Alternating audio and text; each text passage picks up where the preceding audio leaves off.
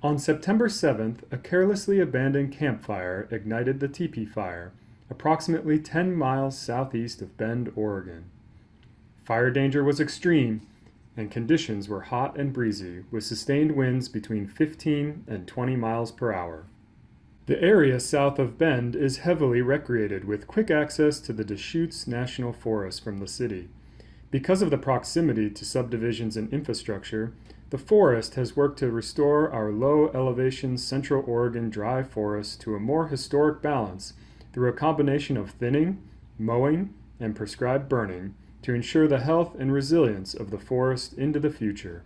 When we talk about a fire-adapted ecosystem, we're talking about an area of land that received fire for so long that our trees, plants, and animals all adapted to be able to either survive fire or to get a leg up and be able to thrive in a fire situation. The tools we use for forest restoration include thinning. That helps us create space so that the remaining trees have room to grow and so that a fire can't be carried from tree to tree and in the crown. We also use prescribed burning, which is critical for restoring those processes that we care about. The Tepee fire itself burned adjacent to areas of about 3,000 acres total that we've treated with a combination of mechanical thinning and prescribed burning. We are treating the areas south of Bend for multiple reasons. First, because the area on the National Forest is seeing increased pressures from recreational visitation. It's becoming more popular among our visitors.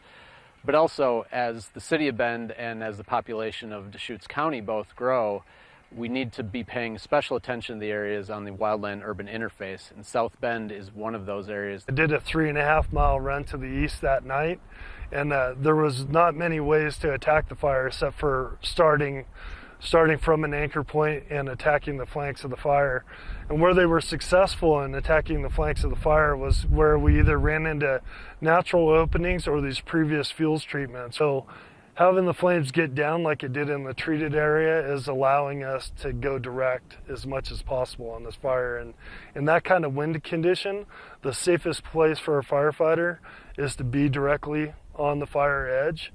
So this kind of fuels treatment allows firefighters to safely and effectively fight the fire. The High Desert Museum borders the National Forest and was within 12 miles of the Tepee fire. They recently partnered with the U.S. Forest Service to ignite a prescribed burn on a portion of their 135 acres in order to protect their property and wildlife in the event of a wildfire. We've been working with the Deschutes National Forest for years to plan this, and it certainly took time for our board to become comfortable with the idea of having fire so close to the museum as a cultural treasure. And through that trust and partnership and understanding the logistics, we did field trips out to other prescribed burns and really understanding what would that look like on the day of the burn. And I think that's a key part of a private-public partnership, is that relationship building and trust that allowed us to feel comfortable with. We care about function, and those are ecological and social functions that we care about. So it's watershed health, wildlife health, recreation.